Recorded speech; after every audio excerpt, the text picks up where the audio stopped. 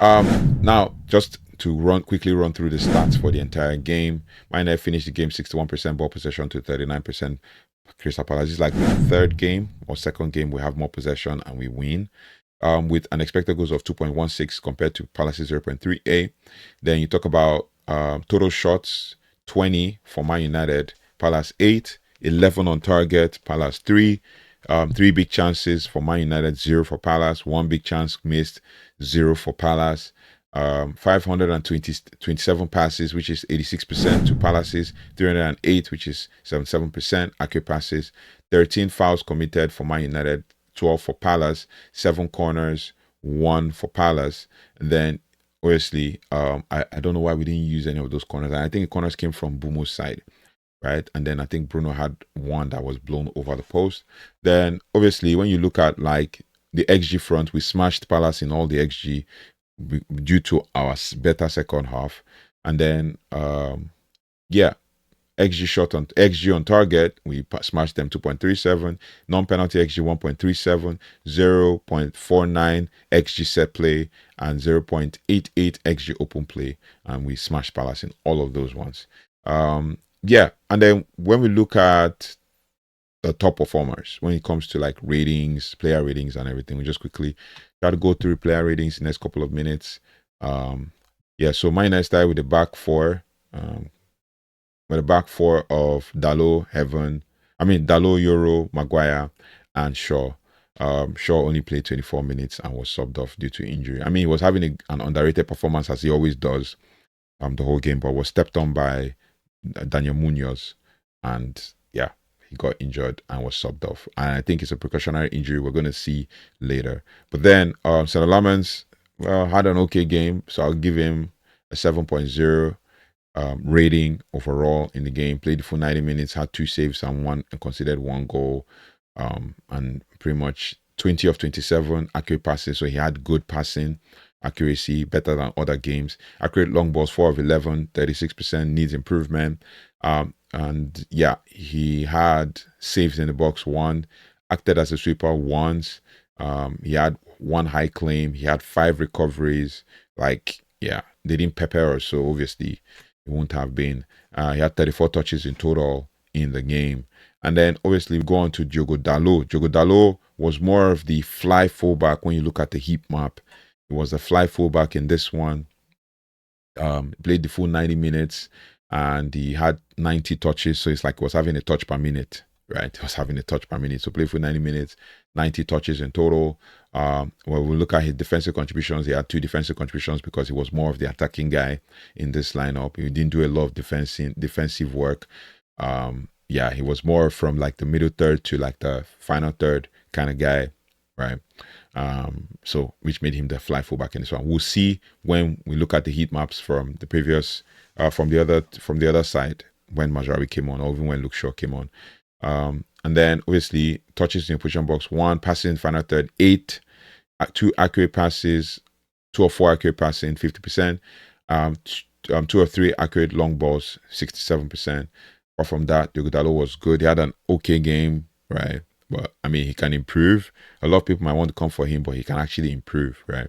The next person is Lenny Euro. And from his heat map, you see that he was more involved in a lot of things that were happening going forward. Like, yeah, defending, he was okay, but he was bullied a lot in the first half. But then he was involved with a lot of things that's going forward and attacking and pressing forward and all that. And that was because he had the opportunity to do that and for Casemiro to draw back into the deep. And then obviously played the full 90 minutes as well. Another back-to-back 90 minutes for him. 83 touches, almost 0.7 touch per night for the whole entire 90. Defensive contributions was 7, which is also good for him.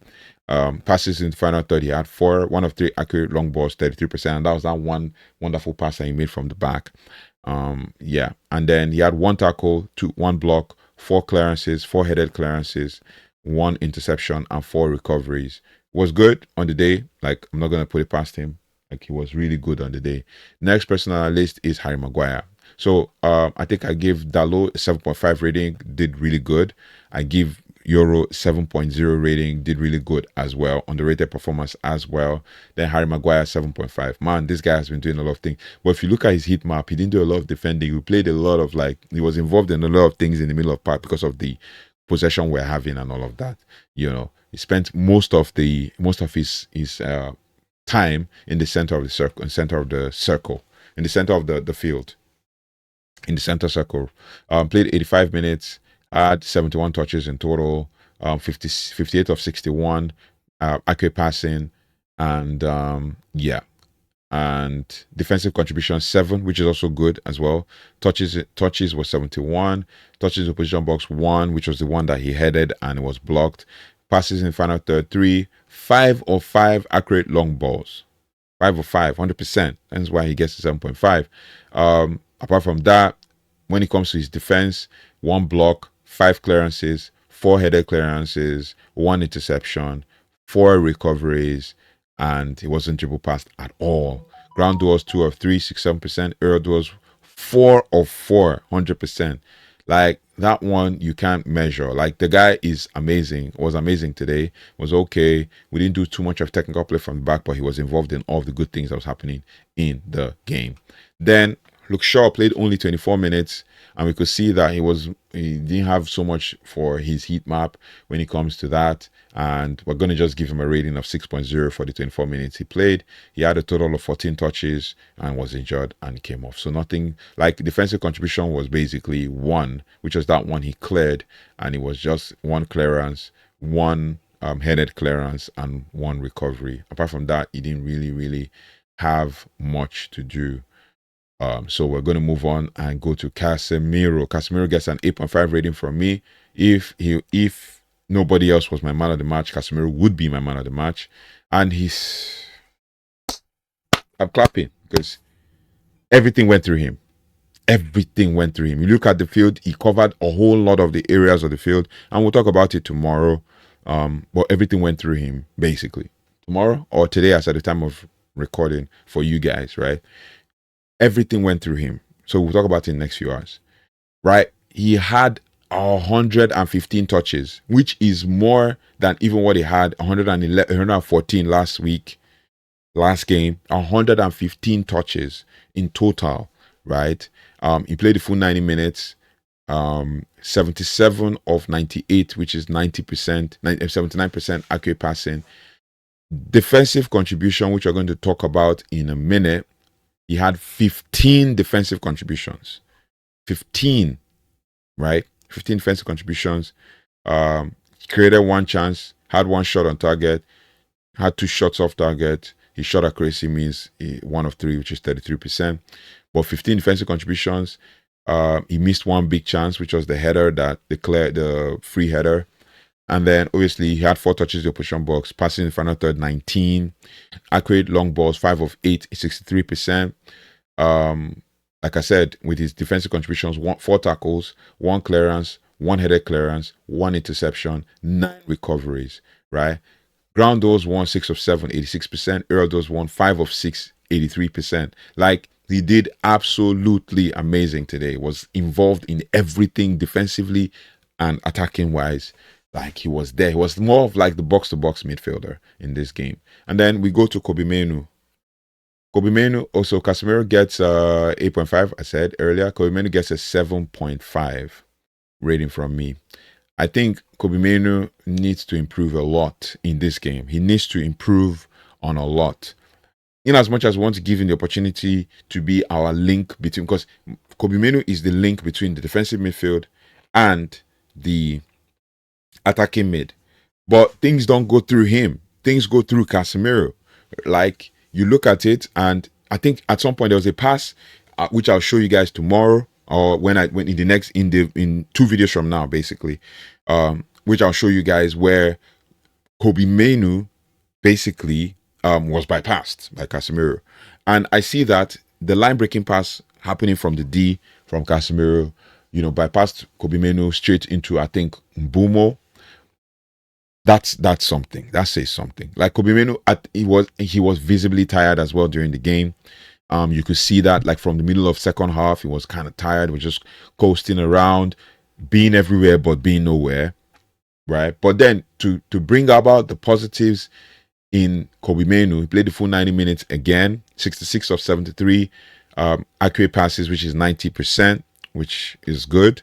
And then obviously chances created, he had created 2 chances, which we saw in the 90th to 95th minute. He created 2 chances. He had 1 shot of target in that same time as well.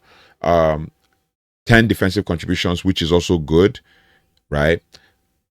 When it comes to touches, 88 touches the opposition box, 2 successful dribbles. He tried 2 dribbles and he failed.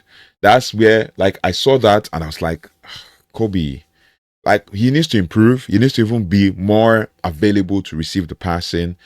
Passing in the final third, he had 4 because somebody won the ball and gave it to him and he made a pass, which was good. And that happened like towards the end of the second half. Accurate crosses, 1 of 250%, which is better than last game. Accurate long balls, 1 of 250%, which is also better than last game. Dispossessed twice, and we'll analyze that. Now, with his 10 defensive contributions, he had 4 tackles, which I saw, and 6 recoveries. Blocks, none. Clearances, none. Interceptions, none. It wasn't dribble passed at all.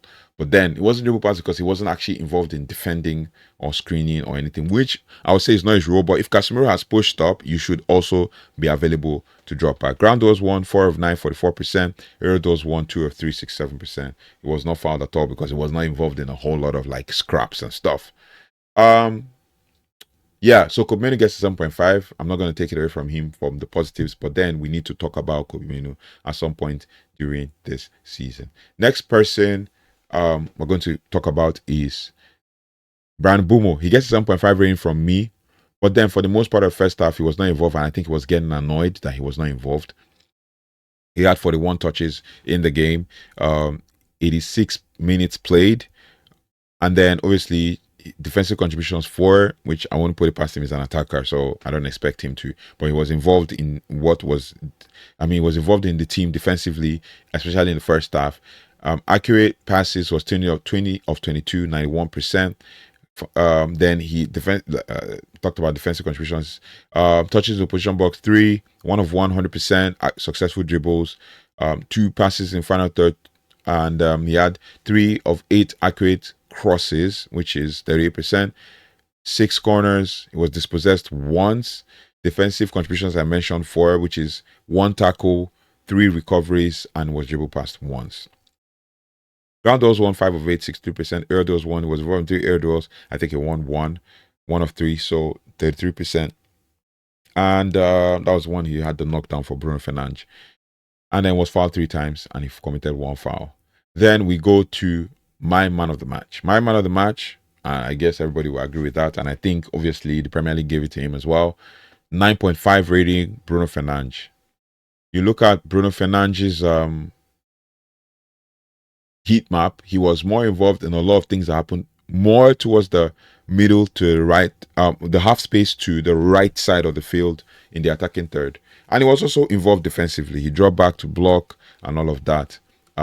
He played the full 90 minutes and he had 86 touches, 1 goal, 1 assist. That's why he gets the 99.5, right? 1 goal, 1 assist, XG assists plus XG plus XA. That's XG assist and XG goals was 1.38, which means 1 goal, 1 assist, which is basically 2. So he did well. Accurate passes 50 of 66, which is 76%, which was good. Chances created 6, big chances created 1, shots on target 3, shots off target 1, 3 of 4 shots accuracy, which is 75%. Then he gets defensive contribution of 2, and basically those defensive contributions came as a result of 1 recovery, 1 interception, right? And then ground doors 3 of 5, 60%. Aerial doors 1 of 2, 50%. Yeah, pretty much anything that was good happening came from Bruno Fernandes. When you look at accurate crosses, I was just going to look at that because I wanted to see accurate long balls 2 of 4, 50%. I talked about that, right? Accurate crosses 3 of 7, 43%. Could do better, but Bruno Fernandes, man of the match for me, 9.5. Next person is Cunha, 7.5 for me. Did well on the day, could do better, was involved in anything that had to do with hold up play and stuff. Played left wing and 51 touches in the game, played the full 90 minutes. I hope he comes alive as well in the Newcastle game. Accurate passes, 22 of 25, which is kind of where he is always in every game. 88% accurate passes. He won the penalty. He had a shot on target and 2 shots on target and 2 of 2 shot accuracy, right? Defensive contribution 6, and that is an underrated performance when it comes to Cunha because he dropped back a lot, right? And then you also have he had 3 tackles. Those were the defensive contribution: 3 tackles and 3 recoveries. 7 of 16 ground duels won, which is 44%, and he was involved in 1 aerial duel. He lost that aerial duel, was fouled 3 times, and he committed 3 fouls. Next person on our list is another top player that did really well today, and I give him an 8.0 for his performance today, and that's Benjamin Sesko. Played 75 minutes, had 16 touches, which is the lowest of anybody in the team that played more than 45 minutes. But he scored a goal, which is very important. He was making himself available, was involved. If you see his heat map, he was involved in everything when it comes to like in the box, poacher style. Started the game for the first time, and everybody like was happy that Sesko was starting, but due to the slow start we had, it was good to see that he still got a goal, and he scored. I think he scored 5 goals of 6 games or 6 of 7, one of those. Right now, basically, when you look at his just having a quick peek at his player profile, he's got 8 goals and 1 assist in Premier League alone and he's started 12 and played 23 matches in total, and he's one of his better games, right? Apart from the game against Burnley where he did smash, good performance. This one is, one of his better performances as well. So looking at Sesko, 75 touches, as I said. Defensive, he had 1 block shot. He had 3 shots on target, 3 of 3 shot accuracy, 100%, right? And then obviously, like I said, 16 touches in the opposition box, 6 passes into the final third, 1, right? And then was never dispossessed. Defensive contributions 1, recoveries 1, dribble passed 1, right? And it was absolutely good to see Benjamin Sesko do a good job. And then we come to the subs. We have Nozai Mazraoui, 7.0 performance today, did really well. Or 7.5 actually, if I'm going to say, because if you look at like his heat map, he was also moving high, and then that made Dalot drop to and become the state fullback at some point. And then both of them were attacking at different points as well. He played 66 minutes, and his defensive contributions was 3, 56 touches in total. Passes into the final third, he had 6, and defensive contributions, as always, like I said, 3 clearances, 2 headed clearances, and 2 recoveries. Ground duels 1 of 2, 50%. Aerial duels 1, 3 of 3, 100%. The next person on our list is Ahmad. He came on, he gets 7.0 from me, closer to 6.5 anyway, but 7.0. And I say 7.0 because of those 2 chances he created, the 2 shots he had. And then his heat map shows he was more involved in the attack, and he had 15 touches in total. Clearances was 2 chances created, which was those 2 shots, and 2 of 200%. And then obviously defense contributions, he had 2, which was the 2 recoveries that he had. Ground duels 1 of 3, 33%, and he was not involved in any aerial duels, but he was an impact player, and it felt like him coming in changed the way we approached the game as well. He had a lot of take-ons, he had a lot of dribbles. If you look at his dribbles, successful dribbles as well, like he had a whole lot of take-ons, and which was good as well, right? Was good. Successful dribbles 1 of 100%. And I think he had like two successful dribbles and all of that. He had 1 pass into the final third. And was dispossessed twice, obviously. Yeah. But then that was a good one to see from Ahmad. Then Aiden Heaven as well came on. Nothing particularly to report. And then obviously Joshua Zirkzee came on, 86 minutes. His first touch was amazing, but that pass I think didn't complete, or I think he completed. But Josh Zirkzee was also good on the day. I'm not going to take it past him. I'm taking it away from him.